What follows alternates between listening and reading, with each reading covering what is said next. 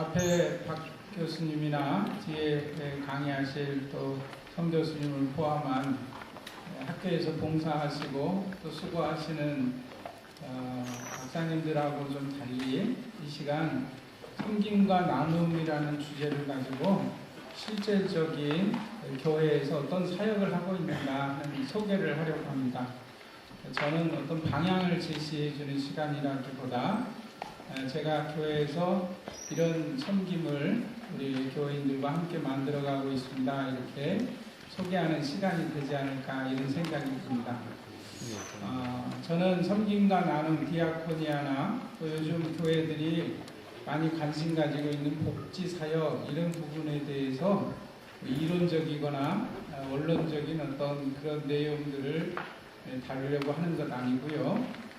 많은 사람들이 저희 교회를 탐방 오고 또 저희 교회에서 하는 사역들을 함께 이렇게 참고하려고 오시는 분들이 많이 있는데 오셔가지고 하나같이 하는 이야기가 신정 목사님은 복지를 전공했냐고 지역사회를 잘 섬기는 이런 복지사역들을 많이 하는데 그리고 또 많은 사람들이 저희 교회의 부흥이 지역을 잘 섬기는 복지를 해서 그렇다 복지 선교 이런 얘기들을 많이 하는데 저는 복지가 뭔지도 모르고 저는 그냥 목회를 하는 사람입니다. 목사의 한 사람으로서 성경의 가르침대로 우리 교인들을 가르치고 또 교인들이 지역사회를 섬기는 일들을 하게 만들고 그런 비전을 가지고 목회를 하고 있습니다.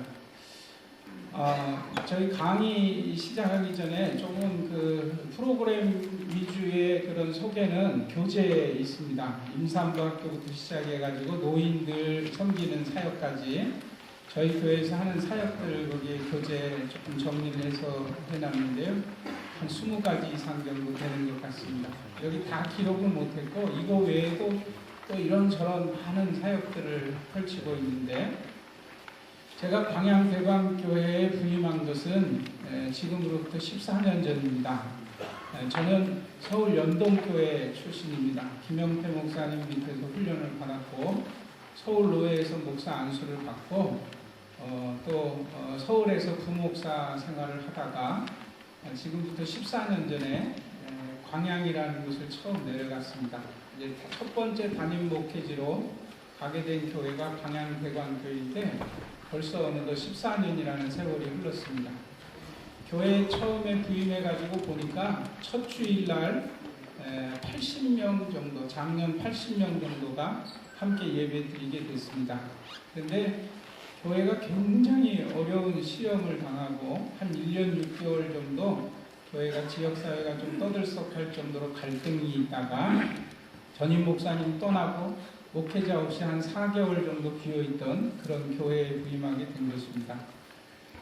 모르고 갔는데 가서 보니까 교회가 많이 어려운 환경 가운데 있고 가장 힘들고 어려웠던 것이 뭐냐면 저희 지역이 제가 부임했을 당시 인구가 한 아이들까지 다 합해서 3만 5천 정도 되는 조그만 소도시였는데 그 3만 5천 명이 사는 조그만 소도시, 손바닥만한 소도시에 광양대광교회를 모르는 사람이 하나도 없을 정도로 그런데 그 대광교회가 어떤 모습으로 모르느냐면 교회가 교회답지 않고 교회가 다투고 시끄러운 교회 부임해가지고 첫째 하루 예배를 드리고 그 다음날 새벽기도 끝나고 제 아내가 이제 이사를 막 와가지고 아무것도 먹을 게 없으니까 집 앞에 있는 슈퍼에 두부 한 모를 사려고 새벽기도 끝난 다음에 성경책을 들고 집에 들어가는 길에 슈퍼에 들어갔다 합니다. 슈퍼 아주머니에게 두부 한 모 주세요. 그랬더니 슈퍼 아주머니가 이렇게 보더니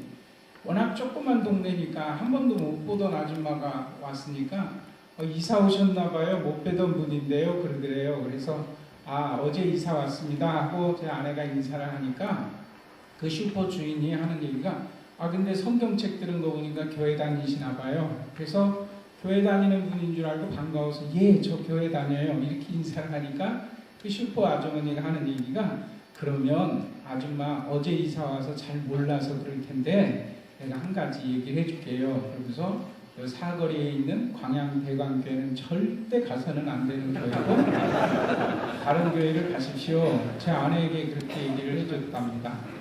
깜짝 놀라서 왜요? 그랬더니 그 교회는 교회 같지 않은 교회고 얼마나 시끄럽고 다투고 교회가 힘든 교회라고 절대 그 교회 가면 안 된다고 아줌마 그러더래요. 새로 부임한 담임 목사 부인인지 모르고 나중에 알고 봤더니 그 슈퍼 아주머니 교회도 안 다니시는 분이에요. 그러니까 지역 사회에서 교회 같지 않은 교회, 교회 가서는 안 되는 교회. 그래서 한 80여 명 정도 남아. 그 전에는 이제 조금 더 교회가 교인들이 한 200명, 250명까지 됐던 교회였다는데 한 1년 정도 넘어 갈등이 있으면서 다 떨어져 나가고 담임 목사가 새로 왔다니까 그동안 떠났던 교인들도 어떻게 생긴 분이 오셨나 구경하려고 오신 분까지 포함해서 한 80명 정도가 첫 주일날 예배를 드린 것입니다. 그런데 그래서 우리 남아있던 교인들조차도 전도를 하러 나갈 수가 없어요. 왜냐하면 전도하러 가가지고 예수 믿으세요. 광양대관교회에서 왔습니다. 그러면 너나 잘하세요. 이런 냉소적인 소리가 들리니까. 그래서 제가 부임해가지고 그런 상황인 것을 이제 알고 나서 교회가 전도할 수 있는 길이 열리지를 않아요. 이게 서울같이 좀 대도시고 그러면 그냥 붙여서 그런가 보다 하고 지낼 수도 있을지도 모르겠는데 워낙 조그만 소도시니까 차 타고 5분 이상 걸리는 지역이 없는 지역이니까 그런 상황 가운데서 전도지를 만들지 못하고 전도대를 구성해가지고 전도활동 같은 걸 하지 못했어요. 그렇게 시작한 이 14년이 됐는데 지난 14년 동안 저희 교회는 그때 안 한 게 아니라 못했던 전도를 14년 동안 한 번도 못했습니다. 한 번도 14년 동안 전도지를 만들어 본 적이 없고 한 번도 전도대를 만들어서 운영해 본 적이 없습니다. 그런데 14년 지난 지금 저희 교회는 작년 세례교인만 1,500명 그리고 교회 학교 아이들이 한 1,000명 정도가 출석하는 교회가 있어요. 지금 인구의 한 10명 중에 1명은 저희 교회를 다니거나 저희 교회와 관계가 맺어진 사람입니다. 주일날 뿐만 아니라 월요일부터 토요일까지 거의 한 1,000명 가까이 되는 지역 주민들이 저희 교회에 드나들고 교회에서 하는 프로그램에 참여하고 있습니다. 이제 어떻게 해서 그런 변화가 있을 수 있었느냐, 이제 그 부분에 대해서 오늘 말씀을 좀 나누려고 합니다. 먼저 저희 교회를 CTS 기독교 TV에서 소개한 영상이 있어서 시간이 짧아서 제가 다 말씀을 좀 드릴 수가 없으니까 영상을 먼저 잠깐 보고 제가 여기 기록된 자료를 가지고 잠깐 말씀을 좀 드리도록 하겠습니다. 이용한다고 합니다. 이번에는 종이접기를 취미로 하는 지사랑 아쿠아입니다. 대관교회는 이렇게 취미와 봉사, 선교와 교육 등 다양한 특성을 지닌 아쿠아가 90여 개나 된다고 합니다. 여기는 탁구 아쿠아군요. 네, 그렇습니다. 이 탁구뿐 아니라 운동 모임은 주로 남자 성도들이 선호하는 아쿠아인데요. 이 모임을 통해 교회를 처음 접하게 된 불신자들이 자연스럽게 전도되는 경우가 많다고 합니다. 지금 보시는 이 모임은요, 러브하우스라는 봉사 아쿠아인데요. 장애와 치매노인 등 거동이 불편하거나 장애를 가진 이웃들을 돌보며 사랑을 전하고 있습니다. 대관교회는요, 이 성경 공부에서부터 지역사회를 향한 봉사와 선교 등에 이르기까지 교회 모든 사역들이 아쿠아 모임을 통해 자발적으로 이루어지고 있는데요. 성도들도 스스로 아쿠아를 선택한 만큼 모든 활동을 기쁨으로 감당하고 있었습니다. 작은 물방울들이 모여서 큰 샘을 이루고 샘이 강을 이루고 바다를 이루는 것 같이 이런 소그룹 공동체의 모습에서 아쿠아라는 이름을 사용하게 되었던 것입니다. 은사나 취미나 달란트와 헌신하고 봉사하고 싶어하는 유형별로 소그룹들이 운영되어지고 있는 그런 모임입니다. 대관교회가 주거 인구가 불안정한 산업 도시 속에서도 튼튼하게 뿌리내리며 성장할 수 있었던 것은 바로 이러한 아쿠아 모임의 성공이 큰 요인 중에 하나라고 할 수가 있습니다. 아울러 대관교회는 교회 내에 아쿠아 모임에서 한 발 더 나아가서 지역 사회를 위해 아쿠아 센터를 짓고 지역 주민들에게 물과 같이 적셔 들어가고 있습니다. 교회 바로 옆에 아쿠아 센터가 있네요. 네, 아쿠아 센터의 얼굴이라 할 수 있는 아쿠아 카페는 성도나 지역 주민 누구나 언제든지 사용할 수 있는 교제 장소이자 문화 공간인데요. 100석 규모의 라이브 무대까지 갖춰져 있는 이곳은 커피 재료도 국내 최고급의 원두를 공급받아 사용한다고 합니다.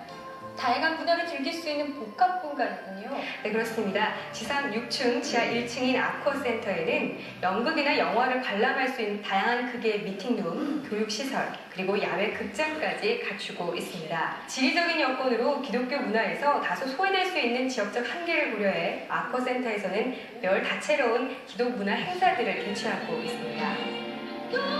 지금과 같은 CCM 공연은 가족이 함께 즐길 수도 있고 전도에 좋은 기회가 되겠네요. 네, 그렇습니다. 이 교회 가는 걸 다소 부담스러워하는 불신자들도 카페라는 공간에서 이렇게 함께 찬양하며 교제를 나누는 것에는 큰 부담을 느끼지 않는다고 하는데요. 그러한 이유 때문인지 이곳 아쿠아 카페는 평소 지역 주민들이 많이 애용하는 장소가 되고 있습니다. 이곳은 아쿠아센터 프로그램 가운데 하나인 임산부 학교입니다. 학생들이 꽤 많네요. 네, 이 젊은 부부들이 많은 탓에 교회 안팎에 임산부들도 많은 편인데요. 임산부 학교에서는 예비 엄마의 건강은 물론 성경적인 부모와 자녀의 관계, 의미, 그리고 이에 따른 태아 교육 등 다양한 내용들이 교육되고 있습니다. 예비 엄마들에게 인기가 무척 좋겠습니다. 네, 그렇습니다. 이곳이 입소문 나기 시작하면서 지금은 등록을 하고 기다려야 할 정도로 예비 엄마들이 모여든다고 하는데요. 그도 그럴 것이 보시는 것처럼 태교나 건강관리뿐만이 아니라 이렇게 임산부들에게 좋은 음식까지 직접 만들어 함께 먹는 요리 시간도 마련되어 있을 만큼 최고의 수준을 갖춰놓고 있기 때문입니다. 임산부들에게 수업 내용에 대해서 한번 들어봤습니다. 태어날 아기를 위해서 아기 친구들도 만들기 위해서 인상받게 왔습니다. 너무 좋은 것 같아요. 이곳은 어딘가요? 네, 엄마랑 아기 학교인데요. 생후 24개월부터 36개월에 이르는 아이와 엄마가 함께 참여하는 프로그램으로 선진교재를 개발해 아이의 사고력을 키워주는 교육을 집중적으로 하고 있습니다. 여긴 노인학교 같은데요. 네, 그렇습니다. 이 대관교회 아쿠아센터의 프로그램 가운데 가장 널리 알려진 장수 학교입니다. 지역에 젊은이들이 밀집되어 있다 보니까요. 상대적으로 노인분들은 그간 여러모로 소외될 수밖에 없는 게 광양의 현실이었는데요. 이곳에 장수학교가 생기면서 노인사회에 새로운 활력을 불러일으키고 있습니다. 불신자들도 참여할 수 있나요? 네, 물론입니다. 불신자들에게 완전히 개방되어 있는데요. 시간이 지나면서 대부분 교회로 오신다고 합니다. 만나고 좀 말씀 많이 듣고 무용도 하고 노래도 부르고 너무 즐겁고 좋아요. 그렇게 자꾸 나오게 돼요. 광양대관교회는 사회복지관인 아로가 복지재단 설립과 지역 종합사회복지관 아로가 센터 개관 강사 예배를 드렸습니다. 연건평 482평에 지상 6층 규모로 준공된 아로가 센터는 외국인 이주 여성 도우미센터, 아로가 장수학교 등을 운영하며 지역 주민들을 위한 다양한 프로그램을 펼칠 계획입니다. 필리핀에서 온 체르림 씨. 얼마 전부터 그녀가 매주 빠지지 않고 찾는 곳이 있다. 안녕하세요. 안녕하세요. 또래 여성들을 만나 인사를 나누는 모습이 친숙한데 바로 광양대관교회에서 운영하는 이주 여성 도우미 센터에 가는 것이다. 이곳은 지난 2006년에 만들어진 이주 여성들의 쉼터로 현재 42명 정도가 등록돼 있는데 주로 베트남, 캄보디아, 몽골 등 동남아와 중국계 여성들이 대부분을 차지하고 있다. 아직 말은 서툴지만 열심히 강의를 듣고 배우려는 모습들. 낯선 한국 땅에서 힘들고 지쳐있던 이들에게 센터의 다양한 프로그램은 큰 활력소가 되고 있다. 대관교회 다니시는 장로님 만나서 조회를 받으고 왔어요. 교육 받아보시는 것 어떠세요? 좋아요. 왜냐면 친구들 만나고 한국어를 또 배우고 음식도 만들고 여행도 가고 가끔씩 영화도 보고 그러니까 좋아요. 이주 여성들의 자녀들이 학업률이 많이 떨어져서 이주 여성들에게 또 교육이 절실하게 필요하다는 걸 느껴서 센터를 만들게 됐습니다. 이어지는 순서는 한글 수업 시간. 한 글자씩 짚으며 공부하는 모습들이 학생들처럼 진지하기만 하다. 피부 색깔이 다른 차별로 인해 상처받은 이들을 이방인이 아닌 친구로 받아들일 수 있도록 다양한 노력을 기울이고 있는 것이다. 그에 못지않게 중요한 것은 한국의 문화체험. 와, 잘했어요. 한국을 더 깊이 알고 이해할 수 있도록 하는 시간. 낯설면서도 재미있어하는 이들이다. 여기서 한국을 입고 전라는 것도 배우고 한국이 너무 이뻐요. 계속 입고 싶어요. 다문화 가정에 대한 이해도가 부족해서 우리 친구들이 상처를 많이 받고 있는 모습을 봤을 때 제가 마음이 참 많이 아픕니다. 프로그램을 마친 최은림 씨가 급히 센터를 나선다. 딸 예림이가 있는 지역 아동센터에 가는 길. 지역 어린이들을 위해 평일 수업 후 보호해 주는 곳인데 부모가 맞벌이를 하거나 보살핌을 받기 어려운 빈곤 가정 아이들에게는 이 지역 아동센터가 따뜻한 집과 같은 역할을 하는 셈이다. 실제로 이 센터를 통해서 아이들의 학교 생활뿐 아니라 사회성과 재능을 개발하는 데도 큰 효과가 나타나고 있다. 학교 끝나고 와서 선생님들이 이해 쉽게 공부를 가르쳐 주셔서 좋고 나랑 또래 아이들이랑 이야기하면서 놀 수 있으니까 좋습니다. 1년 전에 공부방에 다녔는데 공부방에서 친구들과 같이 공부를 할 수 있어서 좋고 집에 갈 때 친구들과 어울려서 가니까 더욱더 좋습니다.